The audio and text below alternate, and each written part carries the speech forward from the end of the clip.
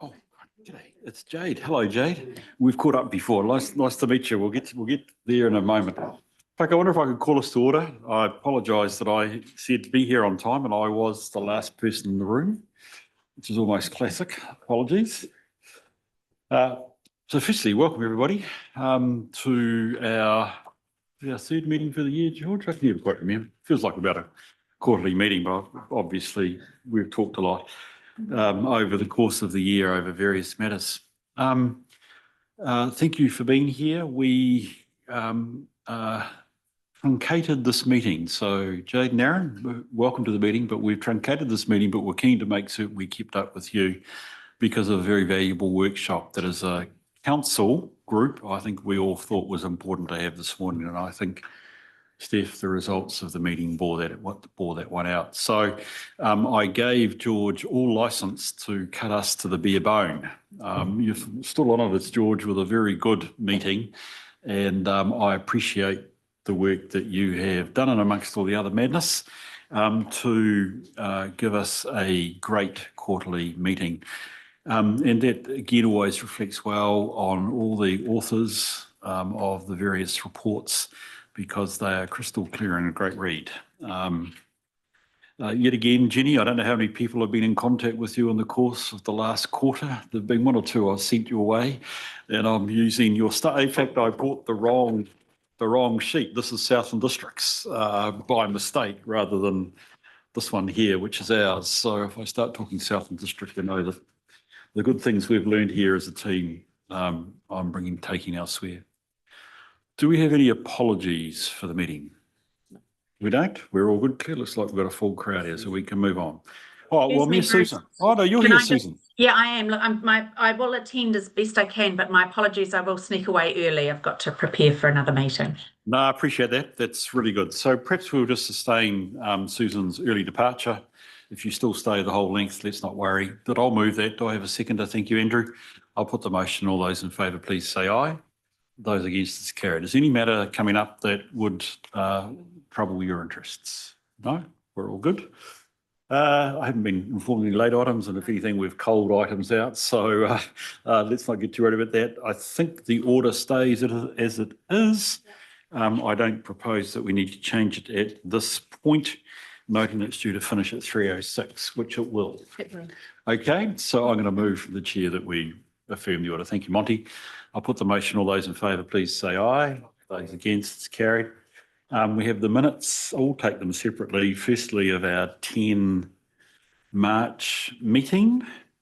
I'll move from the chair there, true and correct. Thanks, Andrew. Is there any discussion or comment on those? Couldn't find any. They look pretty much like the meeting I was at as well, so that's even better. In that case, I'll put the motion. All those in favour, please say aye. Those against, it's carried. Then we've got the minutes of our, excuse me, it's right. It's our extraordinary meeting, wasn't it? Or emergency meeting, sorry. We got an emergency meeting on the 16th of April. So again, I'll move.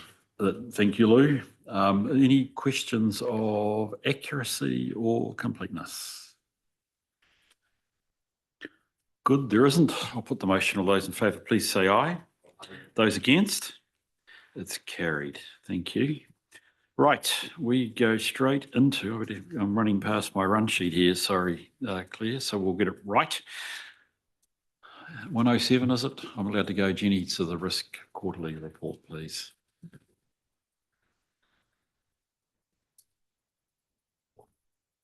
I'll take the report as read and highlight the following key points. One of the most significant levels of uncertainty facing council in the wider business context is the local water done well reform. Depending on the outcome of consultation, it may trigger transition activity that needs to be completed over a short period of time.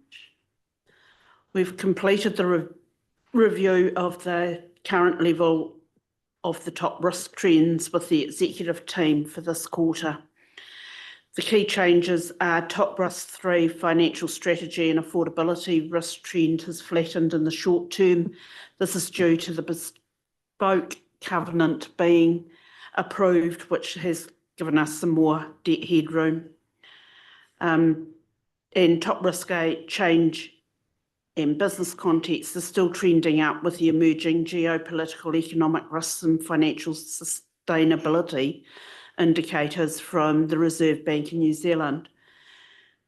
This is linked to continuing to monitor the emerging risk of geopolitical and geo-economic uncertainty as reinforced by the Reserve Bank Financial Stability Report. We're going to do the annual refresh workshop on the 26th of June for the top risks and risk appetite statement, and that will be co-facilitated with PwC. And the emerging risk of the timelines between local waters done well and the LTP has been realised and is being managed as an issue. And lastly, a good news story. The urban tree risk management process has been developed and approved. The process provides an exemplar of good practice, pragmatic approach to the utilisation of risk management practices at council. So kudos to Brad and his team. Thanks there, Jenny. That's great. Okay, folk. Questions, comments, points to make? Carol, did you make the meeting on Friday for chairs of the... Yes, I wondered, with this being impromptu from me, is there, given Jenny started with local waters done well, or Waikato waters done well, I wondered whether there was any sort of salient points that came out of the risk chairs meeting that you could share with us, please. sure. Probably the one that was of most interest to me was that Taupo is not going to be a stage 2 shareholder in the kind of the local agreement. So they're still trying to keep flexibility so that they can come in later if they choose to, but they will be removed from the model. And then there was some discussion around CCOs and borrowing with LGFA and sort of needing to navigate through that side of things around the debt ratios. And it looked like the LGFA was needing to do some work there. So that I think is a bit of a watching brief on that one. It was more an LGFA thing rather than something we needed to do. But probably of most relevance to us was the potential need for some subsequent event disclosures in our annual report for our 30th of June. And there was talk about trying to be consistent in those disclosures amongst all of the participating councils. So I think probably, Georgine, it's probably a matter of reaching out to other councils and just teeing up to use consistent wording. The slides, they did make them available. So I haven't written notes of everything that was in the slides. These are just more the things that were kind of what I felt were topical and relevant for us. But Bruce, I think is it probably okay to share the slides? Well, I don't know. They're not? They don't normally. No. Okay. All right. Well, yeah. So in the slide pack, it covered off all the normal things you would expect around the risks, and there were a number of those that they were working through and keeping a really close watching brief on. Yeah. So my notes I've written down were the things that were over and above the slides. Yeah. Brilliant. Yeah. Steph, I think you had you just wanted to make a statement there. Yeah, thank you. And thanks, Carol, for the update. As the lead CE for the Waikato Waters Done Well collaboration, we thought it was really important to make sure that the chairs and members of our Audit and Risk Committee are on that journey. So thank you for taking the time to attend. Appreciate that Bruce's calendar meant he couldn't. I just want to be sure, and you obviously got the update about Taupō. They were out consulting and part of their option, one of their options was to stay in the model, but as a stage 1 shareholder, which was a premise that was mooted right at the beginning. The 5 other councils have moved to stage 2, fully asset owning shareholders. Taupō, I think, are looking to stay in and consider a service delivery model. And that will trigger a pathway for them that's currently being designed that's appropriate for both the business with an option to become a stage 2 shareholder at some point in time. So just for clarification for the public record, there's a lot of work around that, and they have been fully engaged. They were signed up to the heads of agreement and working through the issues that they face. But just wanted to say thanks. It's moving at speed. There is significant transition work, and increasingly that will get reported through to this committee as that starts to come to life. But thanks for attending, Carol. Steph, I've been grateful that you've included the independent chairs, and it's great that Carol could sub, well, not even sub for me. I think you're already there in your own right. To be honest, I would have liked that anyway. It's great that the group is operating by including run-through chairs in the process as well. So hopefully it was a helpful two-way conversation. Thank you, Carol. Any other comments? Yes, Monty. Can I just ask the subsequent events that you alluded to? That's to do with waters, right? And is that just going to be in a general nature, or are they expecting significant subsequent events recorded? Usually it's just 1 or 2 lines that just talks about decisions that are made post 30th of June and very high level impact of them. So yeah, it's not usually a big disclosure, but it's just, this is an important thing that you would want readers of the financial statements to have clarity and visibility of. Yeah. And so the assumption is that our waters decision will be one of these. Is that what you? That's what it's going to be. Yeah. Okay. It's going to be highly situational, isn't it? Because 3 September, when do we sign off our annual report? When do we sign it off? October, I believe. October. James, you're my accountant October, today. James? When are we planning to sign? 31 October. Sorry, we've done the annual plan, but I've forgotten the date actually. Yeah. And we are trying to schedule a council meeting at that time and order of risks to make sure that happens. Yeah. Prior to the election. Yeah. All I'm reflecting here is that of course it could well be that you've put in the water service delivery plan, but you don't have approval. So all I'm trying to reflect here, Monty, is that there could be a number of different ranges of disclosures that are needed. If you had an approved plan, it'd be a different story to us just having put in a plan. But I think what you're saying is you're looking for consistency of disclosure. Yes. But it will have to take into account possibly the different stages that individual councils are at. Okay, that's really helpful. Thank you. Any other questions? Yes, Lou.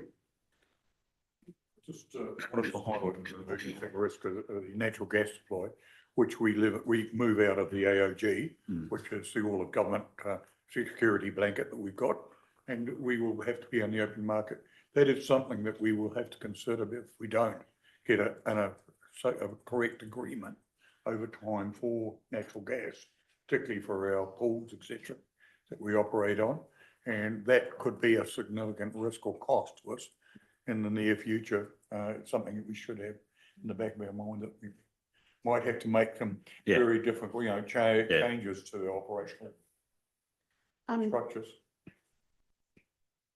MB have been out to the market. Yeah. They can't talk to us at the moment because they're going through the evaluation. So the good news is they've had some responses. What those responses are, we don't know, but it looks like we are likely to have an AOG contract. We will. Yeah. Okay. Don't quote me on that, but it's looking, the fact that they're actually working with vendors is a positive move. And probably just to add to that too, you'll see in the report, and I notice Brad is in the room too, we are looking at what the long-term solution is. So we're not carrying this risk, too far into the future. Thank you. Great. I think that was the logical question, was even if there is new contracts, is it only stopgap? So that makes sense. Thank you. Any other thoughts, Andrew, Rob, Roger? Sorry, you got any comments? We're fine. Nobody's raised my card. You got yours, Monty? You have? Good. I'm the only one in the room that hasn't got it. Well done. Okay, we could all sound like we got didgeridoos or something.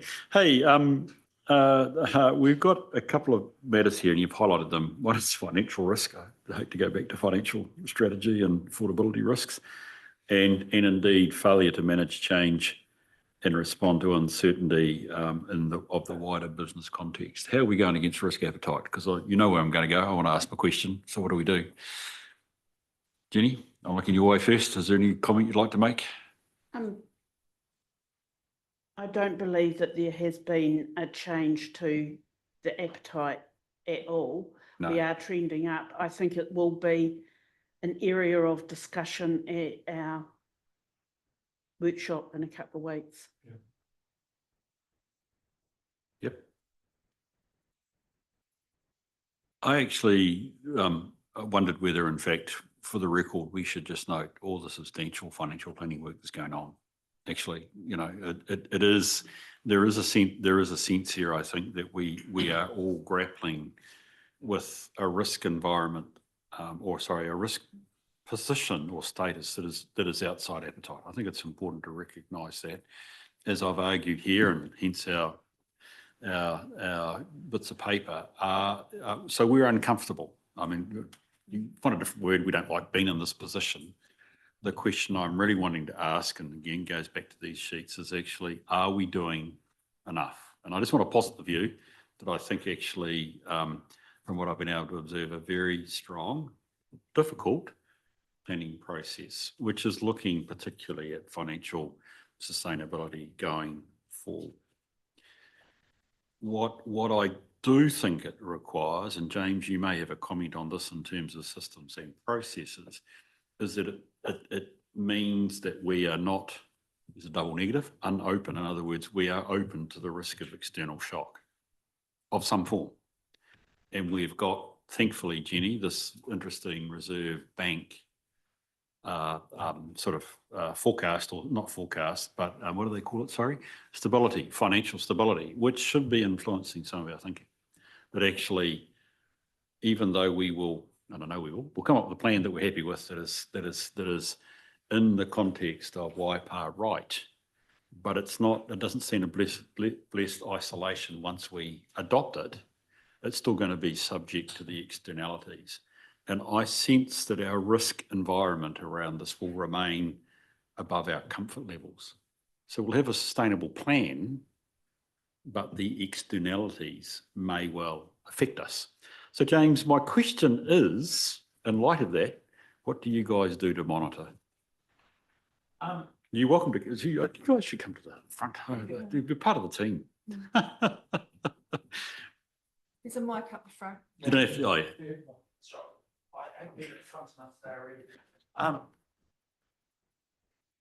So Bruce, I'd tackle this in the concept of our biggest challenges at the moment, which is about our growth. Yeah.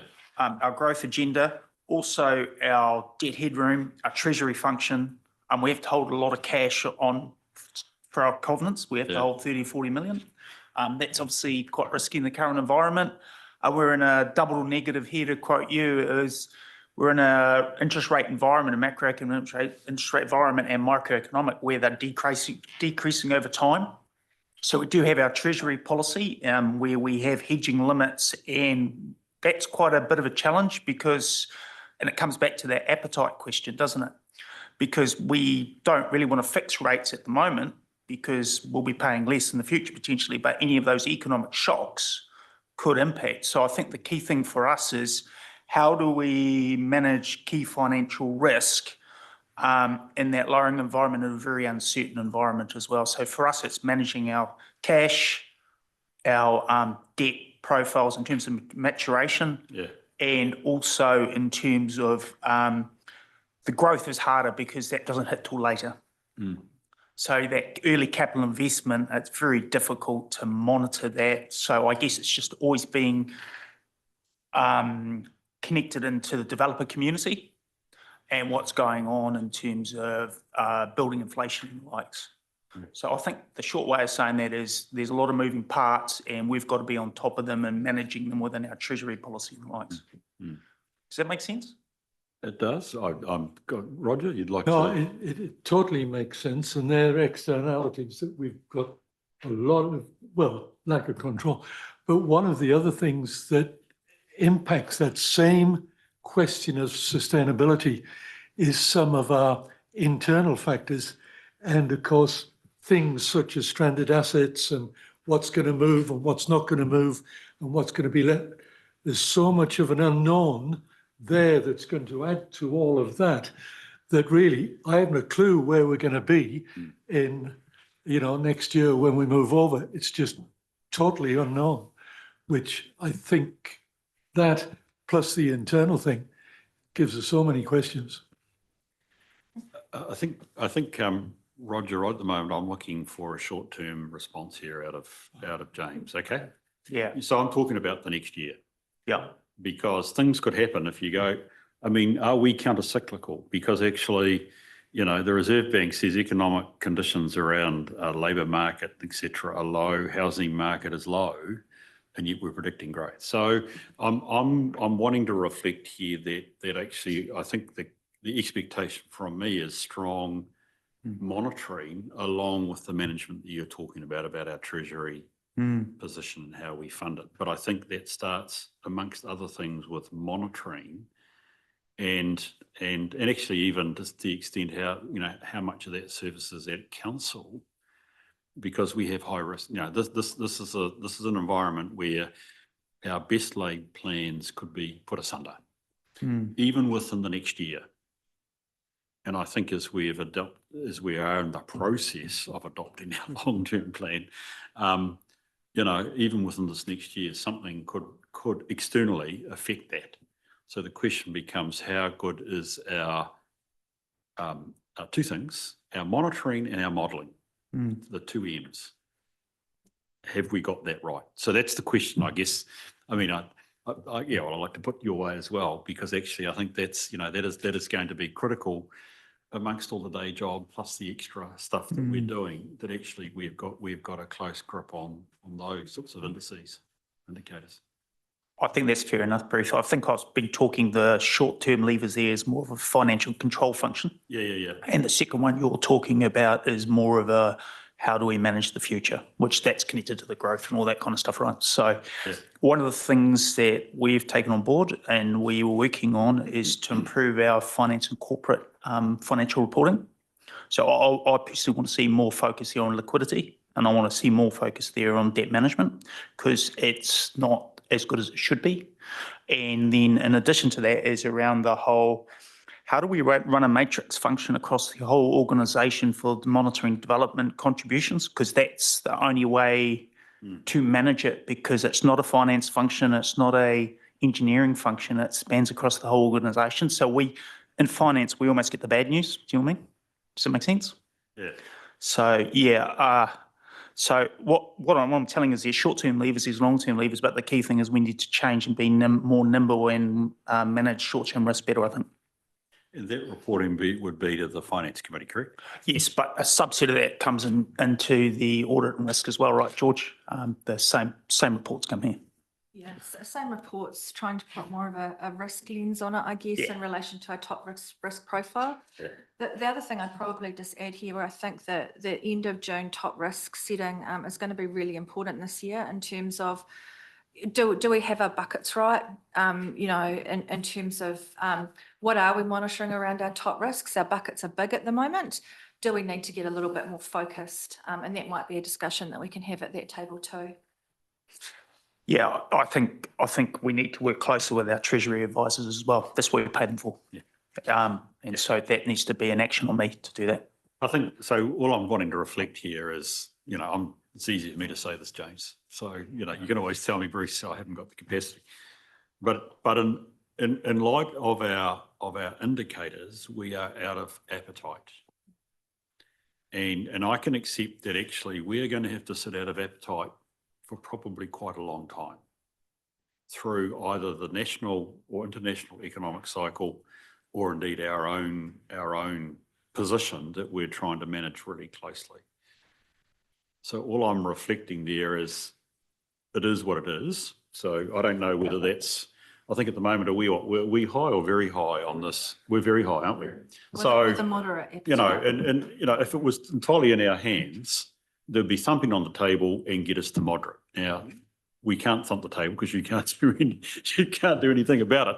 But I think what I'm trying to reflect is I agree with the sort of the enhanced reporting and the controls that you're after. And I would just encourage you to, particularly with, I think you, Monty, with the Finance Committee, get that reporting, that monitoring up there Yeah. Because that's our best confidence and assurance that we're ready to handle anything that might come at us externally. Just- Yeah, go for it, Roger. I And think part you- of that, reflecting back on this last year, when we had the quarterly update, and it came to us as a big surprise that we actually went into deficit, but we were actually quite well beyond the end of that period when we got that report. Was it about 6 weeks after the end of the period? Anybody recollect?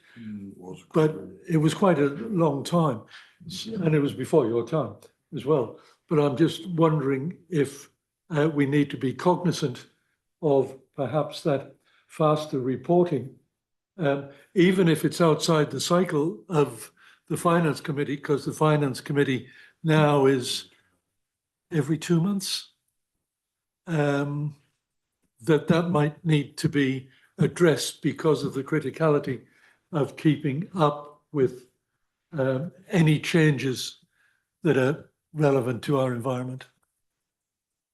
Monty? Yeah, can I respond to that?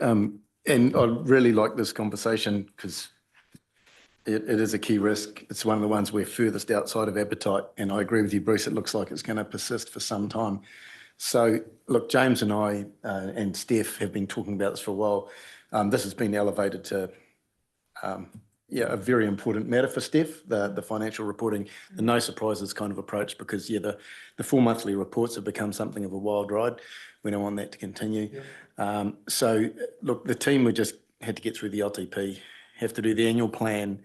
This was kind of the next kind of thing that that James and I were talking about. It sort of sits there, doesn't it, James, in your priorities? We've got to get through those two first, and then this was next cab off the rank, as it were, to start looking at the financial reporting, cadence, monitoring, that sort of stuff, how we were going to do it to try and get better control over this.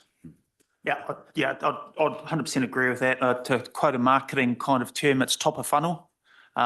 Just got to find some capacity to get it to bottom of funnel, and the LTP coming off will it'll give us a chance to have a crack at this. And I'm very, very conscious of the external risk, and I'm very conscious of that. Our team, we have to have a focus on short-term risk and long-term risk. And I think I have actually blended risk 2 and 8, Jenny. So again, with our colleagues in PW here, I suspect somewhere in that session, I'm just wondering whether they might be merged, or whether I'm wondering about the value of keeping them separate. I could see some. I could also see the value of merging them. So it's not a big drama. If I could just draw people's attention then to page, we don't actually have, I haven't got page numbers in Diligent. The heat map and oh, we do. Look at it. Sorry. Thank you. 29 of 104. We've got the summary of top risks there. We've dealt with the 2 that I think are, one of them's, that's right, it's 2 clicks apart, but there are others there. Are there any other comments folk would like to make? I mean, not surprisingly, growth, James, don't go away. Obviously, risk 4, growth, and I think we've dealt with that, we've threshed that, in effect, this with this meeting, is again a couple of clicks above where we want it to be. But again, I don't think there's a lot now that we can do. So there are a few there that are outside risk. So again, I'm going back to my laminated page. Are we all, it's too glib to say, are we all happy? But I think it's a chance to say, are we doing enough given we're outside risk? No? Okay, Carol? Yeah, I was just going to say, I think that's the right question to ask, because a lot of the things are outside of our control. But it's with the things that are within our control, are we doing as much as we can to mitigate? And certainly the discussions I think we've been having tend to indicate that. Yeah. I think so. I mean, I guess we're at, I must confess, I sort of heard the news that actually they might be changing, are they changing the emphasis on health and safety? In fact, you guys from Aaron, you guys might know, are they changing the emphasis on health and safety to, what is it, educational rather than prosecution? Yeah. So, sorry, look, welcome to the meeting, by the way, you guys. You can see you're going to make you part of it. So fire away, guys.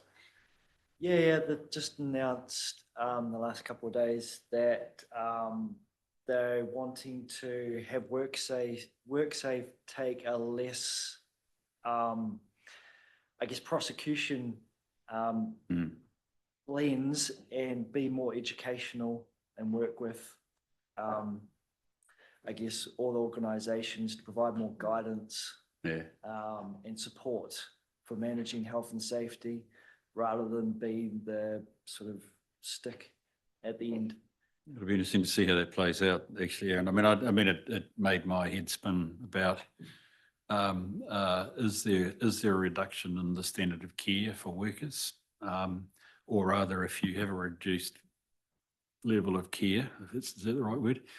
You know, are you at risk? And even if it does reduce standards, do we as a council want to adopt those lower standards?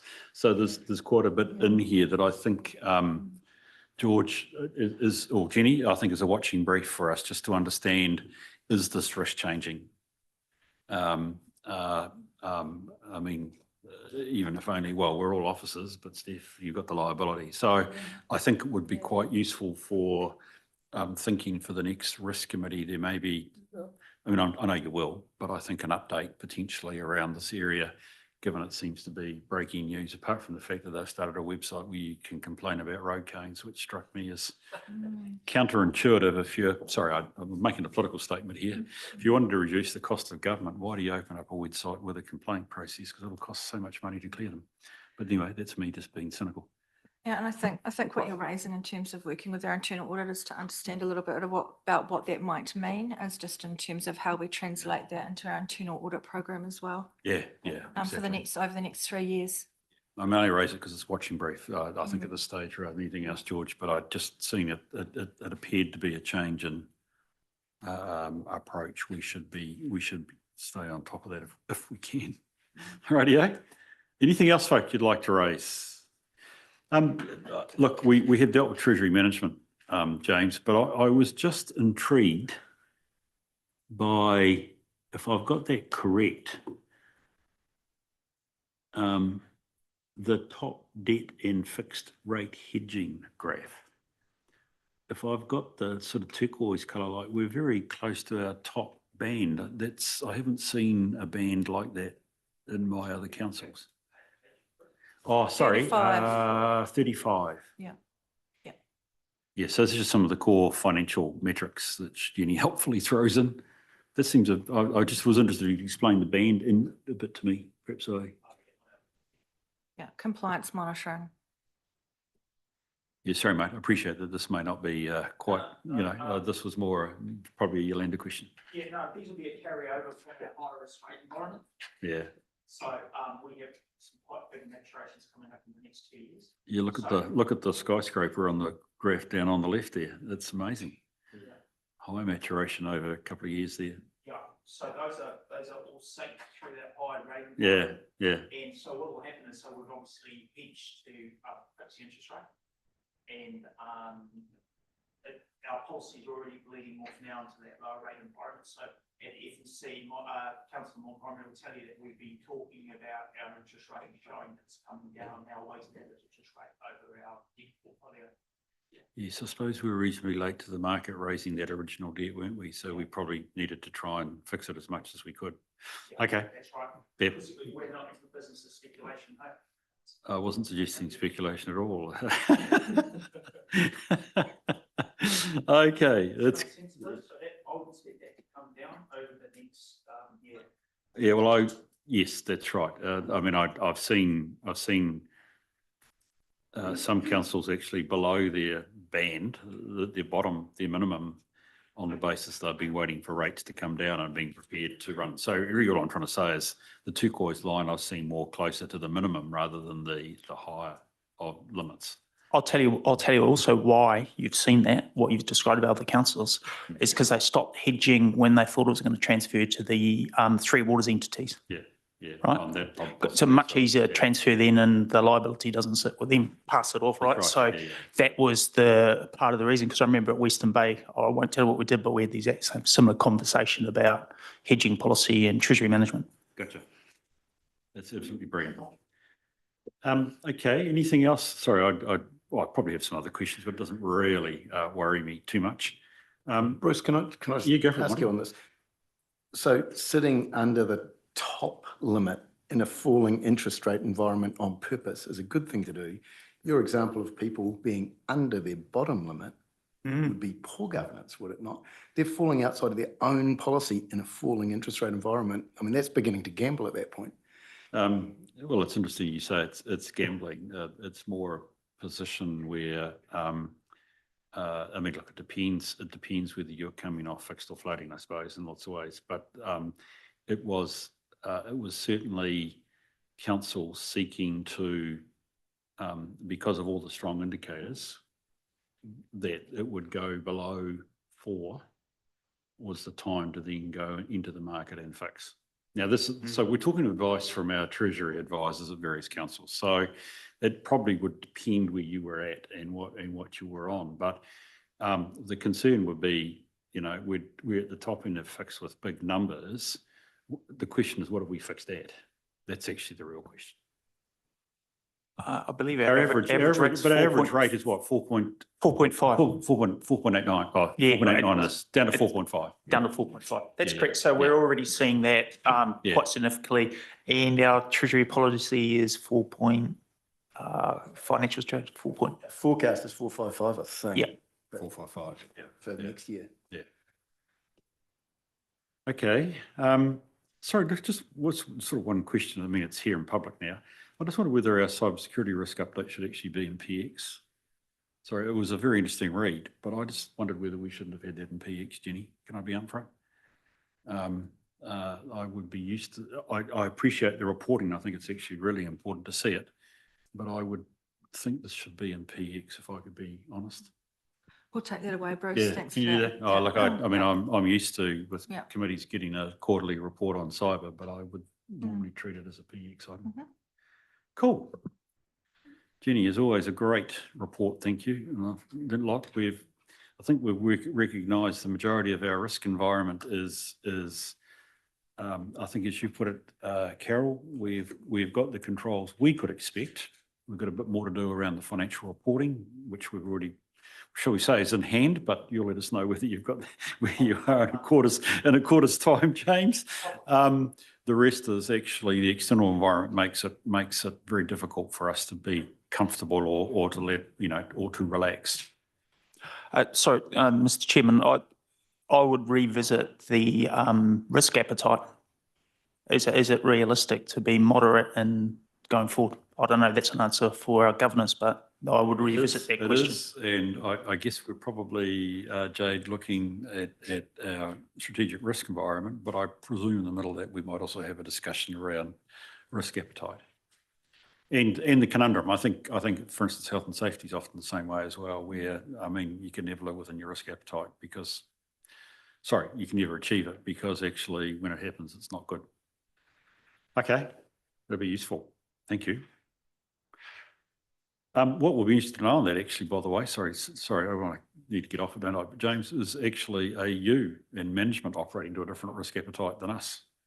That'll be the interesting question for a good risk seminar. Can we go to the resolution, please, which is on page 21, which is that we receive Jenny's good report. Do we have a mover and a seconder? Thank you, Roger. Thank you, Carol. Any discussion on the motion? I'll put it, all those in favour, please say aye. Aye. Those against? It's carried. Thank you. Can we move there now to the internal assurance update and quarterly assurance report? Thanks, James. Good afternoon. I would like to highlight the following key points. The key part of the report that I'd like to speak to is the progress of the internal audit improvement programs and next steps. The Treasury Management Improvement Program is now considered ready for closure, and we will table a report at the next committee meeting. You will note that due to resource constraints, 3 of the improvement programs have had minimal progression. We are planning to complete a review of the improvements in collaboration with our new strategic internal auditors and as part of developing the next year internal audit program.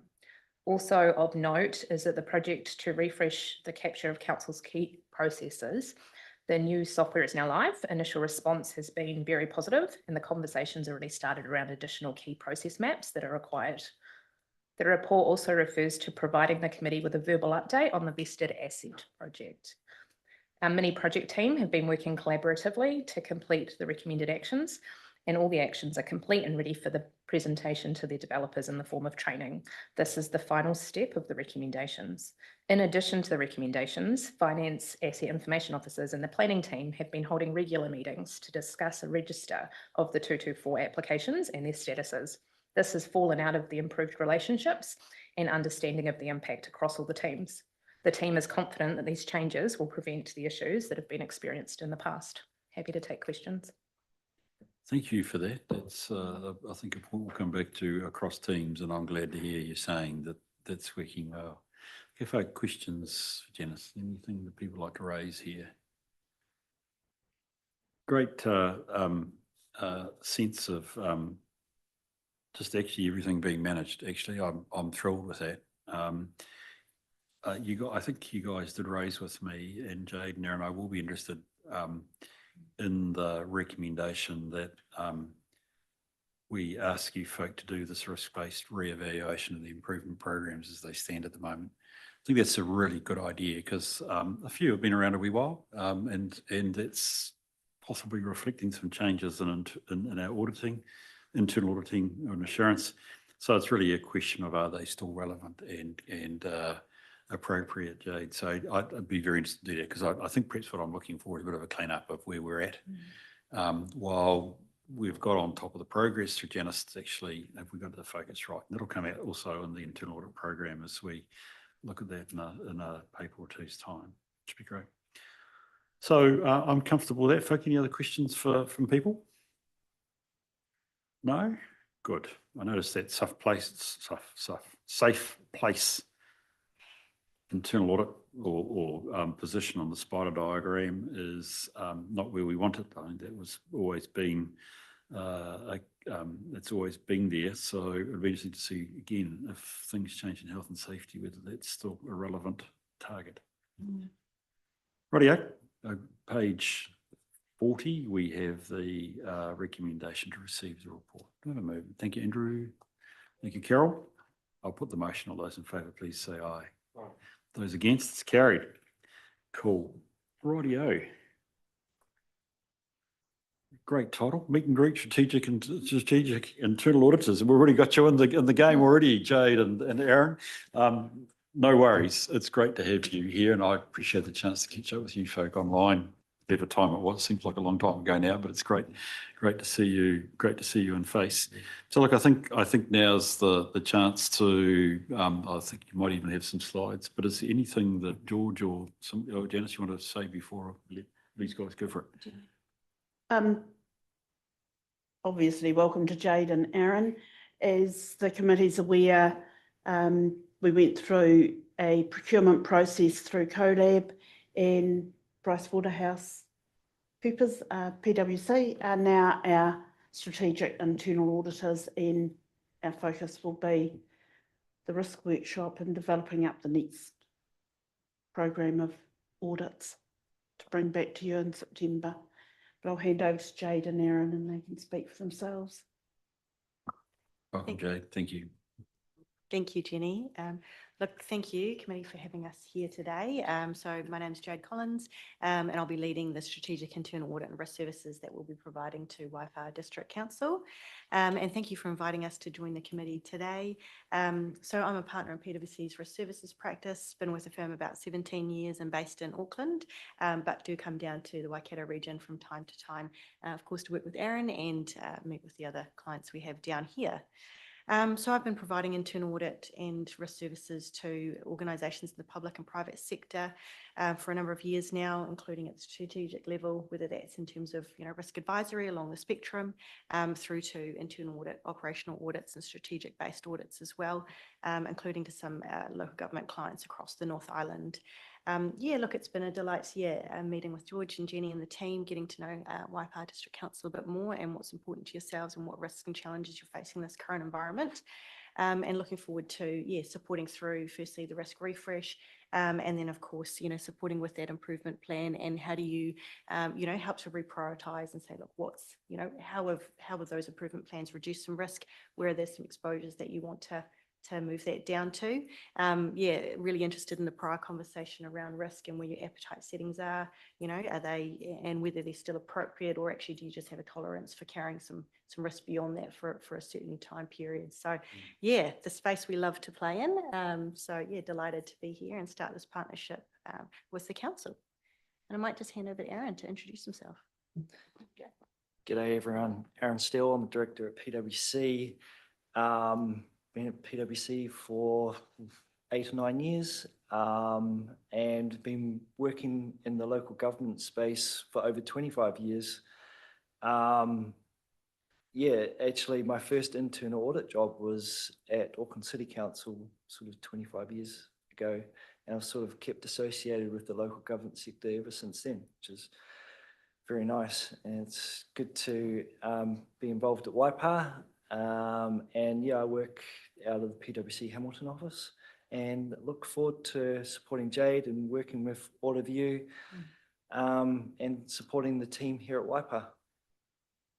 Great, thank you. And we still look forward to working with you folk as well. So we'll be keen to see you get your feet under the table and doing stuff. So with that, we know about the strategic risk workshop. What are the next steps to get the internal audit strategy up and running or revised? Because I appreciate just working with one at the moment, but actually, do we look forward to a revised strategy? What's the next steps? Yeah, so look, usually what we suggest is, once we've got that view of what are the refresh risks, it'll be getting a view of, well, what are your other sources of assurance that you have? Of course, with the work that the team are doing already, you've got your external audit function, you no doubt have other assurance advisors as well. And so for us, it's getting an understanding of what is your assurance map, if you like, and where are those gaps, and where does it make sense for internal audit to provide some support through assessments or risk advisory work or otherwise. So that would be agreeing what is the sort of the long list of areas, how do we prioritize that in light of where is there a desire for internal audit, and what are the constraints we need to work within, and how do we phase that appropriately over a 3-year program, so that we're delivering that in a way that's not going to be too much or too little with regard to your other assurance sources as well. Yes, it's a very collaborative process. The other thing I would add is that we're very agile in terms of making sure that it's a program that's, focusing on the areas that matter most at that point in time. It's obviously going to be a joint program, George, between our internal and externally provided resources. Is this next meeting territory, or this is post elections, whatever? I'm quite open to what it needs to be. Yes, I mean, once we get through this risk workshop, it's absolutely a collaborative effort in terms of what is going to be our strategy and what is going to be our program of work. The aim is to bring that back with some initial recommendations and thoughts in October. May not be finalised at that point, but that's sort of what we're aiming for. Good. That'd be great. Look, I appreciate it's again, it's easy to sit here, and it'd be good to have it tomorrow. I look forward to that actually, and the work that you guys can do jointly. It's a good arrangement. I like the fact that we've got both internally sourced and externally sourced internal audit work. So many internals and externals there. So it's tremendous to have you as part of the team. The fact that you're both here is valued highly, and look forward to your ongoing participation with us in this committee, which would be great. So look, we have a very simple task, just to receive this report. I'll move that from the chair. Thank you, Lou. All those in favour, please say aye. Those against, it's carried. Thank you. Righty, annual report. I suspect, James. Thank you. This is you sort of moonlighting as Yolanda. And you're failing. It's a joke.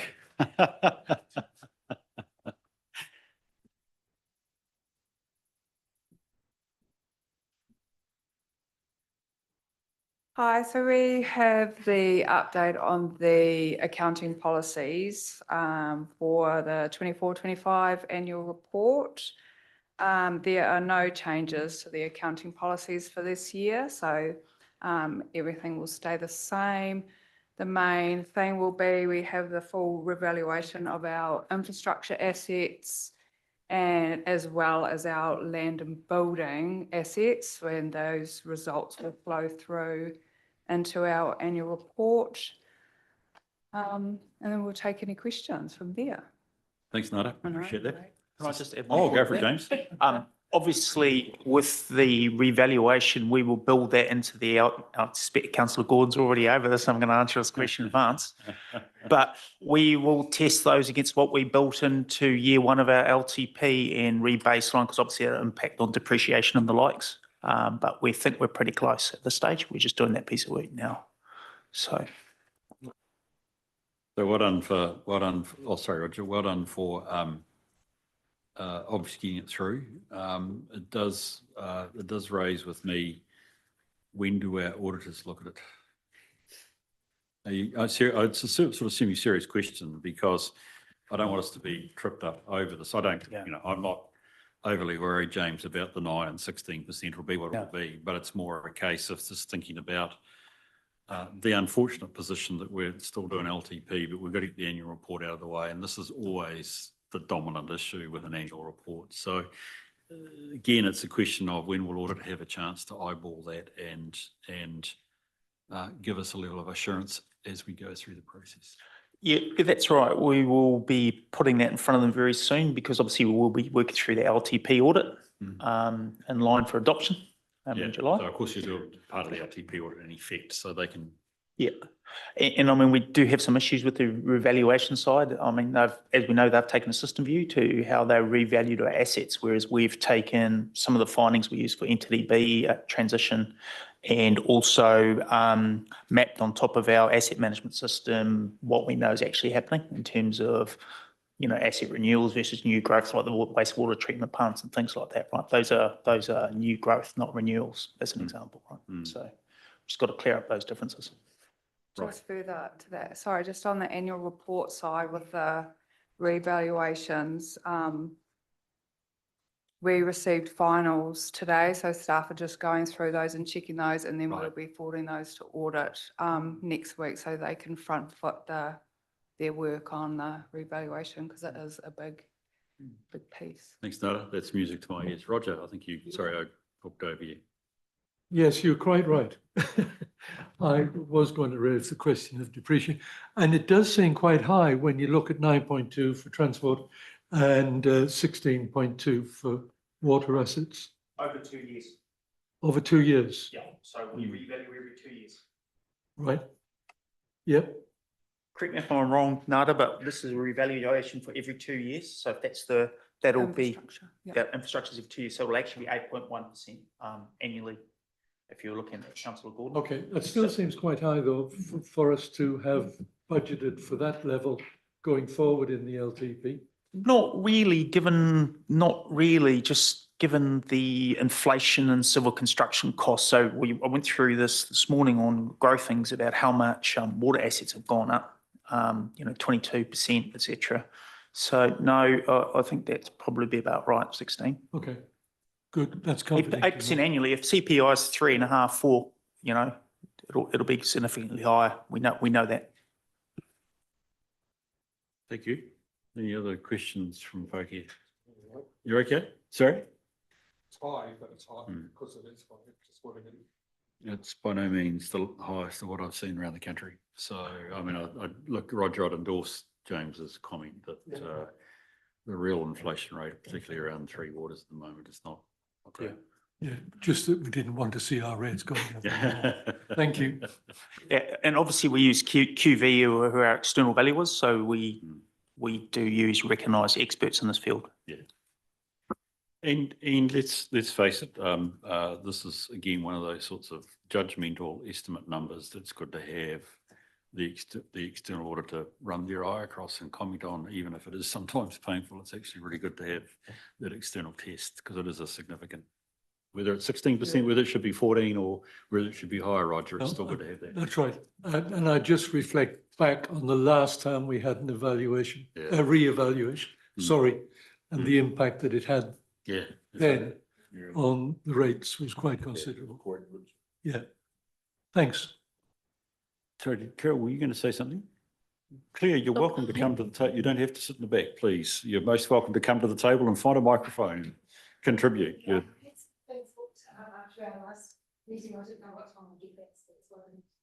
Well, you're welcome to, you're very welcome to join us. Thank you, Claire. It's a privilege.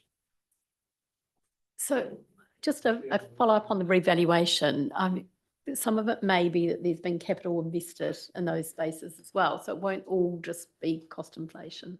Yeah. Yeah. You're right. As we go into an investment cycle, it's going to be a fair bit of new capital sitting in there. Although it still reflects our depreciation expense is going to go up as a result. Yeah, we think we don't think there's going to be a material change when we model it because we have built in an annual inflation rate and it is for those assets and they are above obviously what we would build into the rest of any plan because of the local government inflation rate on infrastructure. Yo, any other questions? Nada, I just noted so first thing, thank you that you've noted climate-related disclosures on the horizon.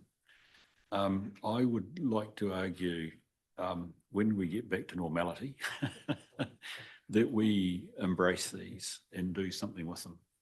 So I'm glad you raised them here, please, but if we can, and I can appreciate that there's nothing mandatory at the moment, but I actually think they're a good discipline on any public sector entity. And I would be keen when there is a breathing space for us to consider how these could influence, firstly, our governance, but secondly, what we choose to disclose in our annual report. So thank you for raising them, but I'd be very keen to see us move into those as we go on. Okay, I think that's it. Don't seem to be any other comments. Nothing basically changes other than we've got a revaluation. So the motion is we receive Nada's report. Do I have a mover and a seconder for that, please? Thank you, Carol. Thank you, Andrew. I'll put the motion. All those in favour, please say aye. Aye. Those against, it's carried. One of you, Nada, are you standing in for Yolanda? Somebody's going to talk to me about improvement, the outstanding, management report matters. I appreciate Yolanda's not here, so you've got my total forbearance on these issues. Go for it. Okay, so just tabling the report as read on outstanding management report matters update, noting the changes from the prior report, which was in March. So under the 29-22 interim report, this is progress between March and June. Our information team has created a register where we can track end dates on systems. So this will obviously get reviewed and then closed out, this section. Next one item that we've made progress on is down under Tech 1 Development HR BPP migration. This one's been on there a while. The change from March 2025, all the issues have been addressed and parallel runs now stop, only one payroll system, which is good news, right, George?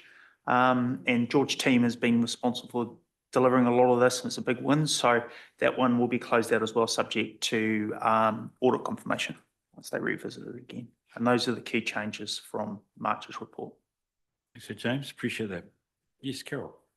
Just a quick question on the vested assets and the additions and disposals. Yep. Are we confident leading into our June year end and audit that there's been changes made to sort of enough change made to improve those, them not to be issues again? You take that one.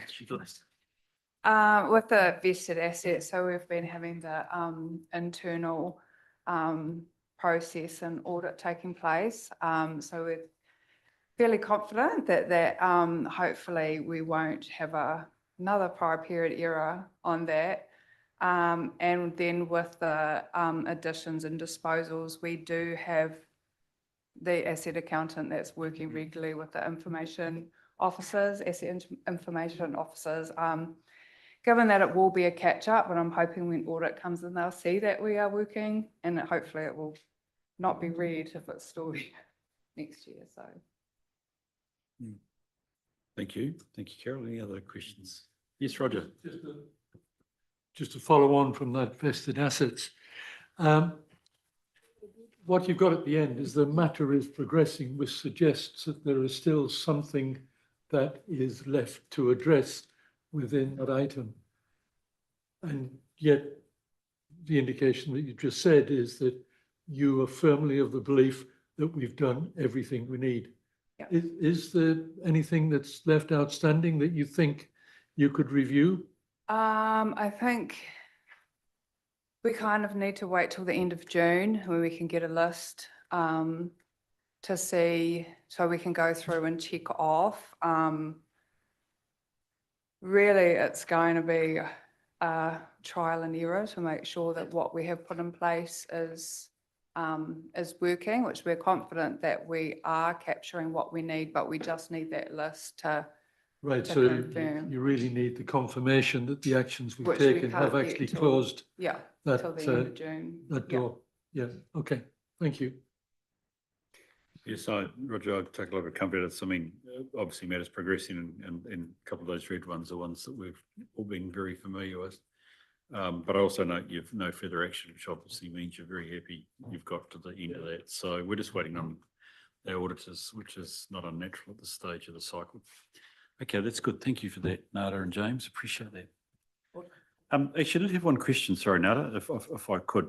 There's always an emphasis here. I'm pretty good at today about teams working across council on these sorts of issues, and that came up under vested assets. It's also around review of additions and disposals. We're comfortable we've got a, out of last year, a refreshed, renewed, invigorated cross-team cooperation.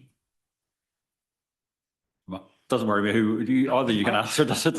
I'll be, it's fine. I think your point, I've never worked in an organisation where work in progress to a work in progress and recognition of a completed asset is completely systemised. Yeah. So that's why we have a dedicated asset management accountant now to make sure that what's sitting in the asset management systems is going through to the Tech One, the accounting systems, to make sure the valuation, renewal programs, all right, depreciation's all right. Because I've never worked at a council that has that completely joined up, Bruce. Yeah, we have to work across ways for that, but communication there obviously is the biggest issue there. But so the way we've solved that problem is resource and working across ways. Brilliant. Yeah. I'd probably just want to make a comment. I'm sort of probably speaking on behalf of Janice in terms of the vested asset audit that she did. I think it went across five teams across the organisation and our external developers. And the teams work together incredibly. And I think that has reinvigorated that collaboration in terms of these financial processes. Often it's because it's so complex, one team just doesn't know. And so having these conversations and looking at the process end to end and having those conversations is what we need to do.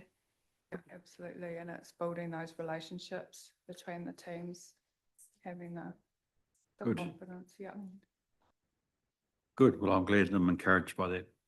Thank you, Nada and James, standing for Yolanda. And when you see Yolanda, do please pass on our best wishes for what sounds like a nasty injury. So the motion is that we receive, it's Yolanda, but thank Nada and James, their report on asset management items. Thank you, Carol. Thank you, Andrew. I'll put the motion. All those in favour, please say aye. Aye. Those against, it's carried. Thank you. So we'll move on to the deep dive, the top risk.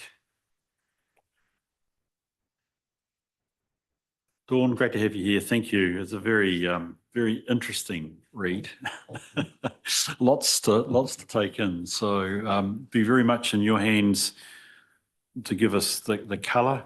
What I'd like to do on these ultimately as a committee is we come back to the actual risk documentation at the bottom, the so-called butterfly, and just check where we're at with our risk settings. So welcome your comments, Dawn, and probably we might even have some questions for you.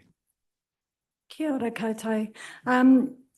Further to my report, I thought I'd just make a couple of comments, if I may. Overall, we are managing to deliver our infrastructure, capital and operating programs quite effectively. We've got some really mature frameworks that have been established to support this. A great example is our project management framework, which was noted as having a very high level of maturity when it was last externally audited. and stands us in good stead in terms of creating those controls. Alongside that, we've obviously got our very strong infrastructure strategy that was rewritten as part of the long-term plan, all founded on really robust planning with Ahuaki in place, with Waipa 2050, our waters masters planning, and our transport strategy. So all of that very well established and good planning, and prepared us well for now moving into investment planning and delivery.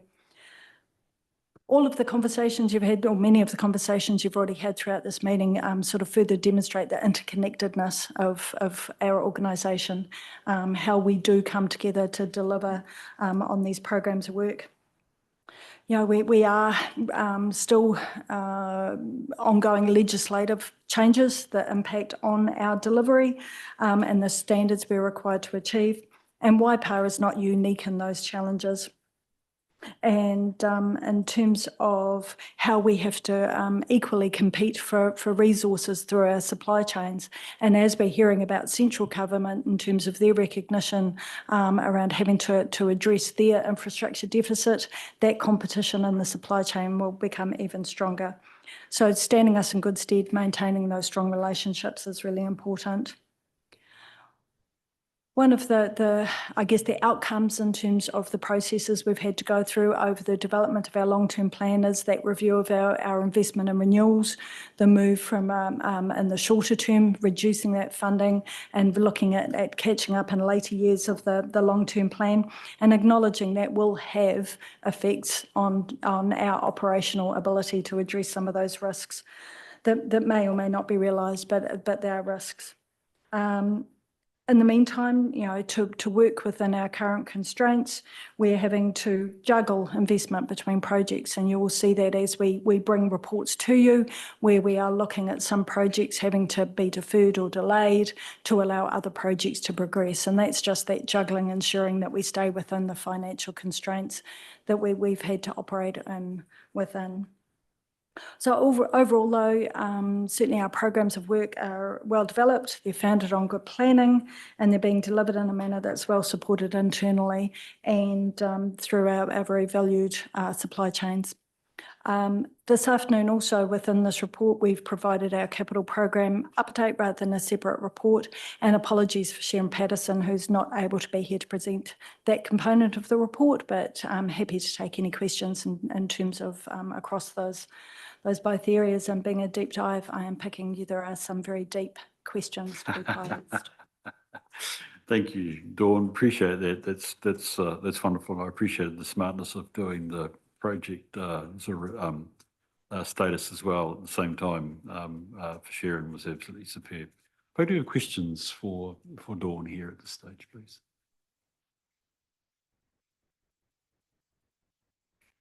Dawn, I am always a diagram type of person, so I started jotting down what I was reading through the early phases of your report, which was around, I guess we need affordable, relevant, and can't read my writing, but another objective there in terms of good asset base, and it seemed like the influences that we face, which reflects in our risk posture, isn't they're all external in effect, is what I'm hearing you say. Growth, doability's in our hands, I suppose, to some extent. Climate change, inflation, interest, NZTA funding levels relative to the program we want to have, etc., all suggest that it's a tough management gig, if I can put it that way, to try and work all those together. I'm correct in saying those are what are strongly influencing our sense of this risk at the moment, which are largely, apart from doability, those externalities. Would that be right? I think that's a very fair assessment. I hear you on doability in terms of our ability to ensure that work's delivered to the market in the right way at the right time. But that market response, I guess, is the other component. And as we start to see the private market picking back up in terms of developments as we see some pretty significant projects starting to kick off within the next 2 to 3 years, either within or near to our district. That call upon resources is going to get tougher and tougher.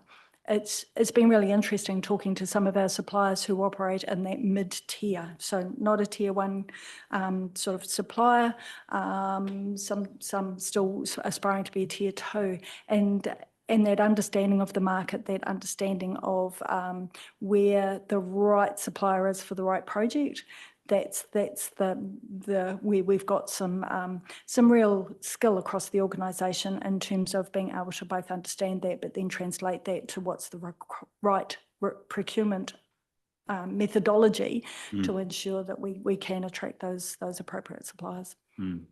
So you've got, I'm interested that you've got confidence that tier two, I mean, I see this around the country. I mean, tier one, we know the big boys. But you're confident there's a good tier two market in Waipaha? I think we're incredibly fortunate in terms of where we find ourselves is that we have got a very competitive market. It's alongside, CCNZ do a great job in terms of keeping those suppliers well connected, providing opportunities to come together, which gives us a chance to go along and have chats with them. Also with the work with Waikato Tainui and local iwi in terms of looking for those opportunities again in a supported environment where people are able to step forward and actually start to consider local government work as an opportunity for them to participate. And I noticed the interesting point that you make, and probably hadn't twigged. So it's always good to read these things. We retain a principal engineer to act as an engineer to contract. There's good value in that in-house provision? Across the many facets of value, to my mind, it's a great level of protection for us as an organisation. I think that, but even if you procure an external engineer to contract, they bring those ethics. You look for a chartered professional engineer because they are trained in terms of that role. But to my mind, someone who is able to really fulfil the requirements, and it's particularly within what we call NZS 3910 contracts, where it's a nominated role and a very particular set of skills, where someone is both independent of the principal, but also part of that role is to help guide and inform the principal as well.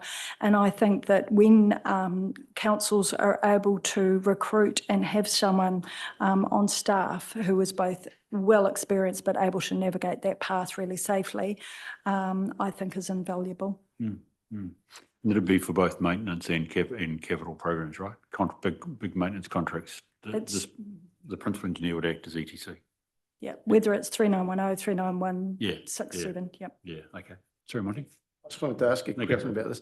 So the engineer to contract being a council employee but acting as an independent engineer, does that cause problems for the contracting community? Are they reluctant to contract with us because of that or not?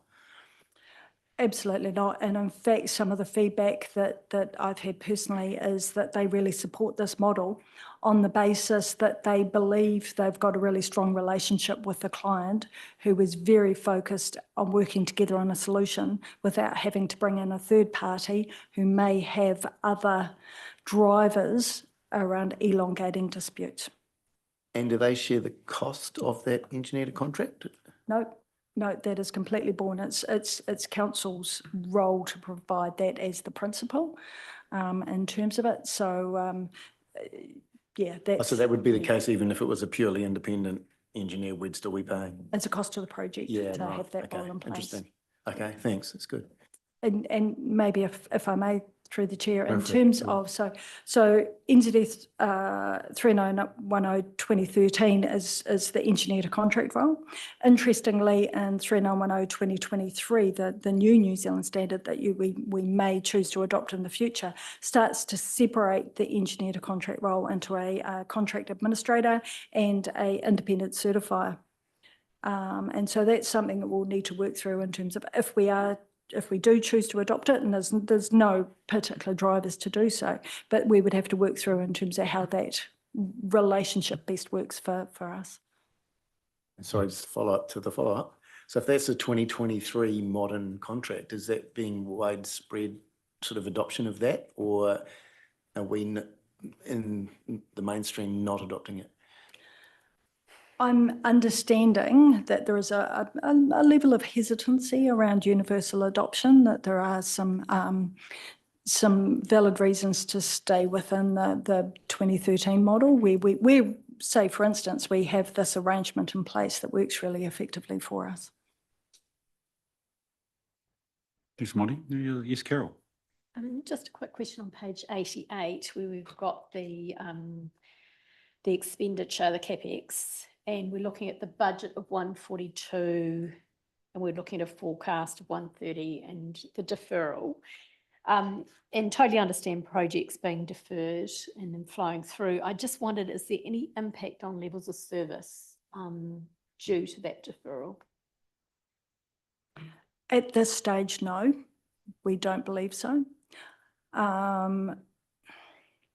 There is pressure and tension, but at this stage, we are not looking at any deliberate changes to levels of service. I guess this, if I may, raises another point in terms of when we talk about investing in levels of service, it's a single bucket, but actually that could be because the identified level of service that we've made that promise to the community to deliver, we're not meeting now, and so we're in catch-up. Or it could be that we've got to maintain that level of services, level of investment, or it may be that our promise to the community is a lift in level of service, and that's what we're funding. And it's something we've sort of talked about as an executive team and within the organisation, that we need to be more clear in terms of the investment that is called level of service within that area. What is it that we're actually delivering?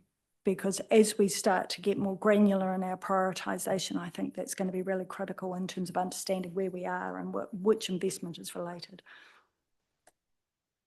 Yeah, Monty? Yeah, that's brilliant.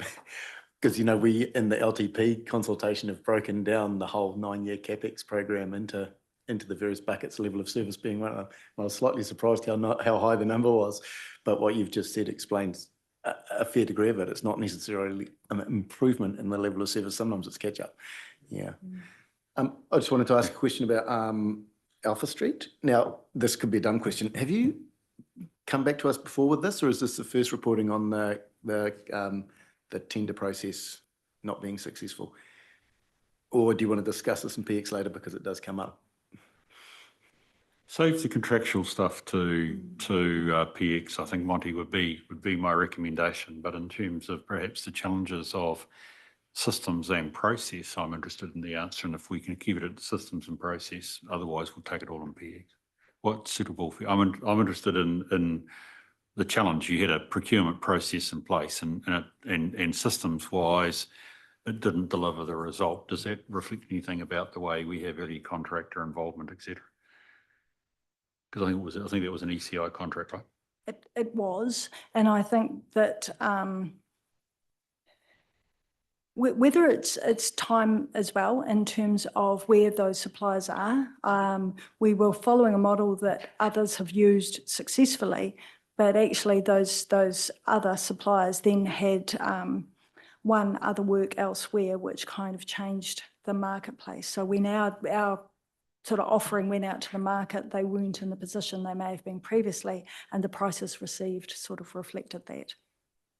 Okay, let's deal with any other follow-up questions in terms of PX. That's interesting because I again, as I said, I was interested from a process perspective, where ECI is seen as often a way to manage things, but it seemed like a different result there. So please hold the question, Monty. Very happy that we deal with those in PX. Any other questions from Frank?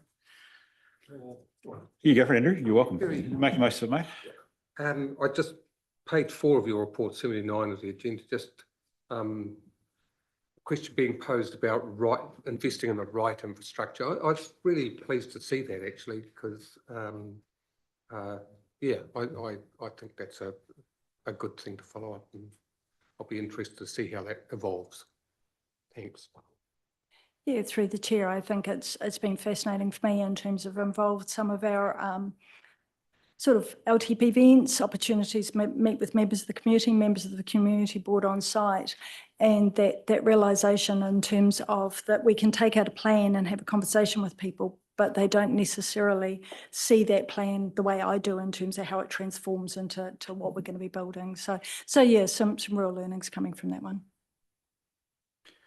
So I wonder if in terms of looking at the risk, just want to focus on pages 81 and following, Dawn.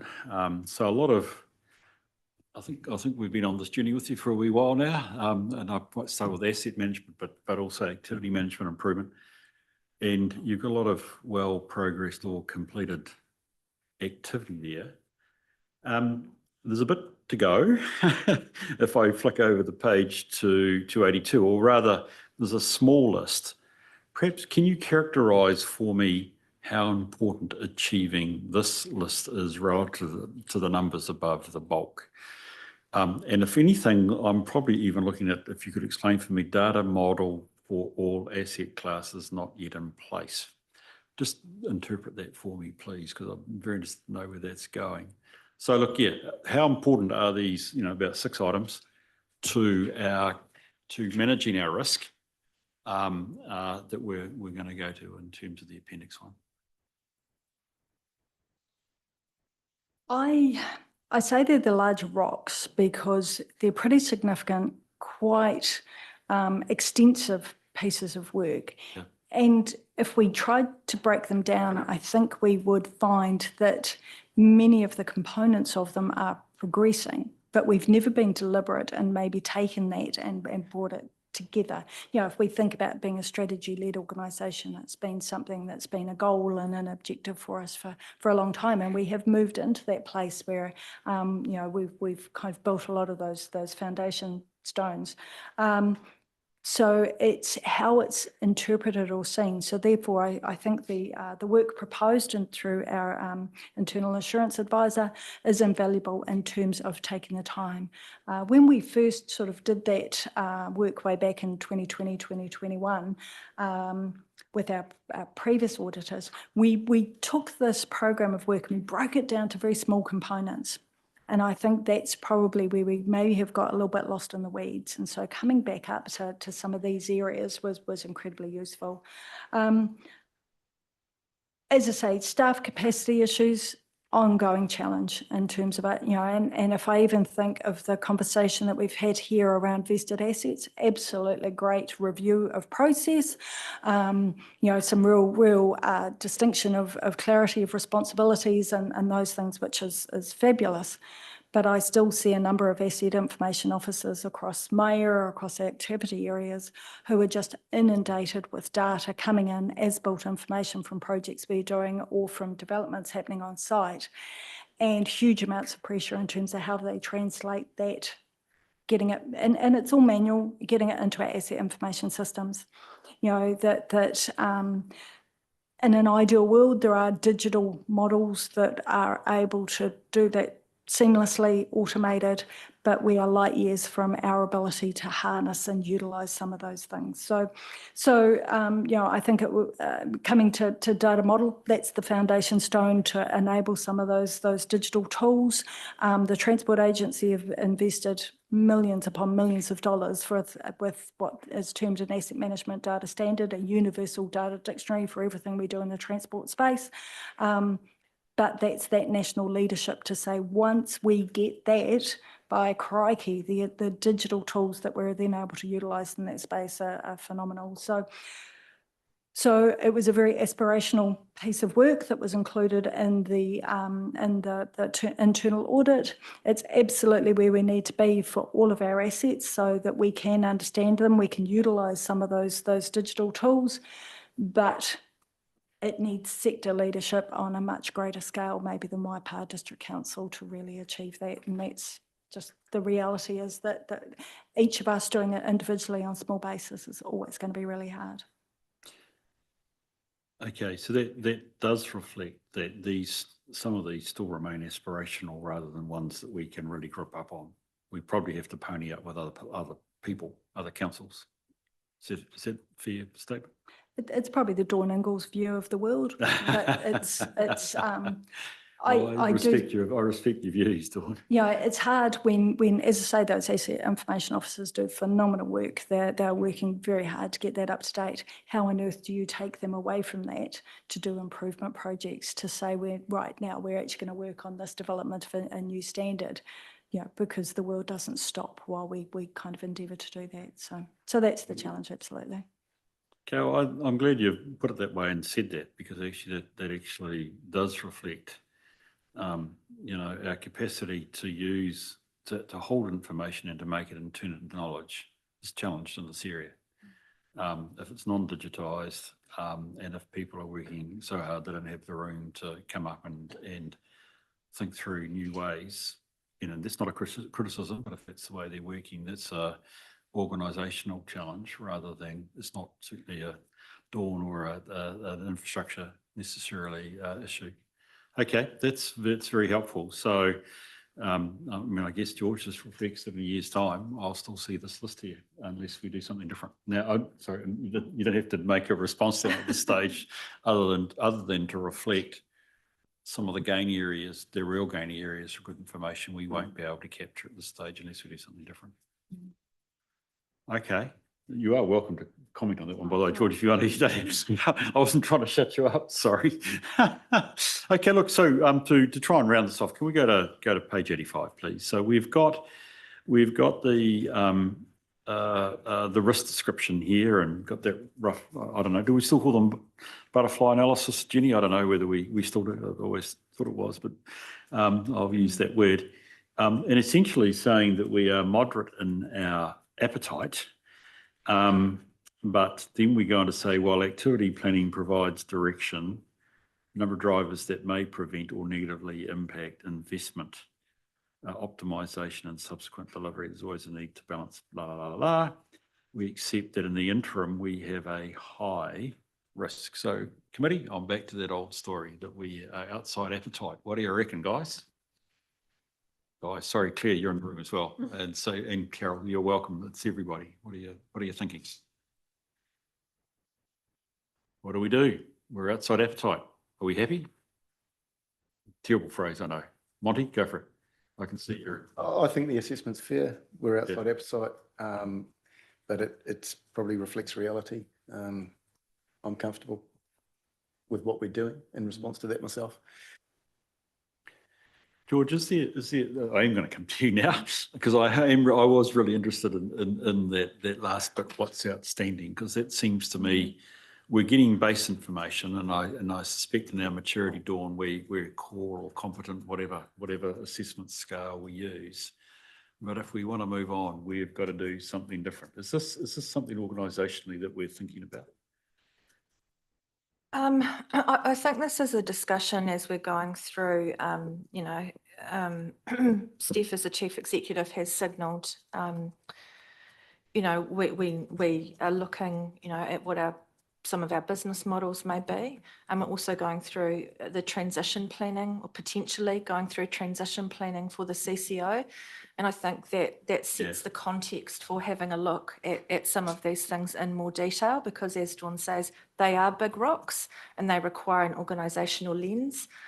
So it's a conversation to be had, I think, as we're moving through those change processes over the next 12 to 18 months. Does that make sense? It does, actually. Yeah. It does. I think many things will come up at this committee over the next 2 years, which will always be in light of reform that we're doing. So I just would hate to lose sight of this, because at this stage our risk remains high. That'll be one of those areas. That'll be one of the controls that would help us bring it down, I think. Claire, welcome to the meeting. You're most welcome to contribute. Thanks. I really appreciate the opportunity to speak on this, actually. Bruce, I just wanted to pick up on what you just said, actually. You said that if we don't actually, if we just accept the way things are going, actually we're not going to improve things. So I agree with you, and I think it's important to identify what we should change or initiate so that we can move the dial and create, hopefully, whether it's that automation thing, using the data modelling, and maybe progress that in an area that might be possible. I mean, if it is a transition, if it relates to the water's assets, is is it worth doing, obviously, or not? But if it's to do with the assets that we're going to keep, yeah, I think some work needs to be done, I think, on identifying what would make a big difference. And if there's savings in staff time or processes that are far more robust, it would be justified, I think. Thanks for that, Claire. I appreciate you picked up my point. I think I'm, for the sake of the conversation, I have to leave it where it is, but I think it's important that we have on record, Claire, that actually this is an area there where we could, I think, make reasonable gains from our activity and asset management. I mean, that needs to be looked at further, but we do have it's technically on a program that we've got, but at the moment we're struggling to actually implement it. So I really would like to see, if we invested in it, would it reduce our risk? Would it make us better investors? But also I'm open, Claire, in the course of where we are today, what gets us through this LTP, what gets us better prepared for the next LTP, plus also change reform, the water reform. So I'm guided by Steph and George as to when is the right time to invest in that. I suspect at the moment it's a matter of time, and we don't have that at the moment. So I'm putting it slightly, sort of a pass, other than I'd like it recorded because we should come back to this as a committee. Carol, we shouldn't lose sight of this because it's a key area where I think we could make some. I just wanted to add too that because of the size of our capital project that we're forecasting, in a way, that's another reason to look at it, because it's far more than what we've done in the past. So in a way, we should be setting ourselves up for success in that year. Thank you, and that's why I focused on that when I saw that. I thought, well, actually, what's the chance? In a year's time, 2 years' time, 3 years' time, we've got the same. Oh, we haven't done this yet. We haven't found the resource. So I don't think we're going to answer that today, but I think it's part of an important. So it's not. It is a control, but it's actually grabbing, optimizing, and getting better, helping us make. Even it might be assurance, but it also might allow us to make better decisions as well. Going back to what's the right asset to invest in. So I think that's a really good point. Okay, Andrew. It seems to me that Dawn's difficulties in delivering these stuff really comes back to our debt headroom as much as anything, because we would not have scheduled back our capital delivery program this year if we had more money available, and we'd be in a better shape in a lot of ways, except financially. Look, I agree, but when you are even more constrained, I think, so I'm agreeing with Andrew, sorry, by the way. Mr. Accountant, I totally agree with you, but it actually says therefore, what is, I'm assuming and looking at that, I'm talking about actually how is the data, the information that we have supporting what is a really constrained, circumstance we're in and making the best decision possible, I think would be the thing I'm after there. Okay, so in that sense, Dawn, you've taken us through, the value of the controls that you've developed and implemented, and we've got it sitting here. We have sort of comforted ourselves today, guys, with the idea that a lot of us is now down to externality. Here's one control that we could do. Okay, but I think I'm also recognising that we don't have, now's not the right time. But somewhere we don't lose sight of this, George. We need to pick this baby up at some stage and run with it, in my personal view. Okay, so that gets us to the resolution, and this is a long paper, so I never quite know which page I'm on, guys. Can somebody help me? I hate going through diligent. Here we go. I'm on page 76, I think, which is that we received Dawn's report. Now, in doing so, we are accepting the risk analysis and the position we're in. If we've made any decision, let's hold on to some of that development stuff, but George can come back to us when it's the right time to, and Dawn or successor can nail that for us somewhere down the track. Okay, so I'm very happy to move from the chair that we receive. Do I have a seconder? Thank you, Andrew. Put the motion. All those in favour, please say aye. Aye. Dawn, I need to take a short break now because I think this is your last meeting. Is that right? For me, for my committee? Dawn, I actually, Waipower was probably sort of on my radar, but Dawn Inglis was on my radar higher or stronger than Waipower District Council. When did we first meet? 2000 and... 2014, 2015, I think, when That we were late? I establishing reckon it Rata. was. I reckon it was. Yeah, but it Earlier was. than that, When were you totally focused on Rata? From 2014, prior to that. Okay, well, it was must have been early 2014 chats, then. yeah. I heard this great news in my role as Assistant Auditor General about what this person was doing in the Waikato, developing our smarts around, in this case, roading management. And I got told, troop off to the Waikato and meet Dawn, which I did. I was at a coffee shop somewhere. I can't remember where it is. I was trying to remember overnight. But be as it may, Dawn, your reputation was actually nationally well known. And the fact that you have now been able to transfer that back into Waipower's to Waipower's benefit. And I'm also deeply grateful, Dawn, that you have devoted time here to us in the way that you have just in the last half hour or so. So I do appreciate that. So Dawn, as I say, I think, as I said, it's the last meeting for us and you move on. So look, I just want to say firstly, many thanks for all the work you've done for us. And secondly, to wish you incredibly all the best as you take your next moves and move out of the organisation. So thank you very much for all your work. Can we just give a round of applause to Dawn?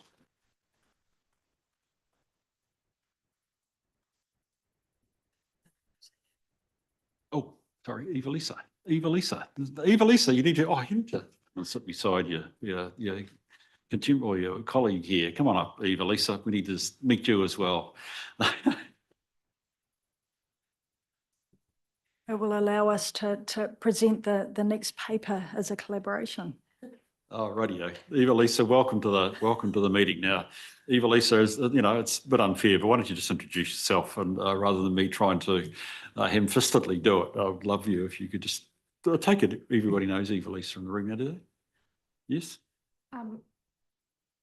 I have met a number of people in the room, but not everybody. So and from my previous role at Hamilton City, I did have the great opportunity working with Aaron as well. So that's that's right. Yeah, a positive for me. And so I'm Eva-Lisa Wright.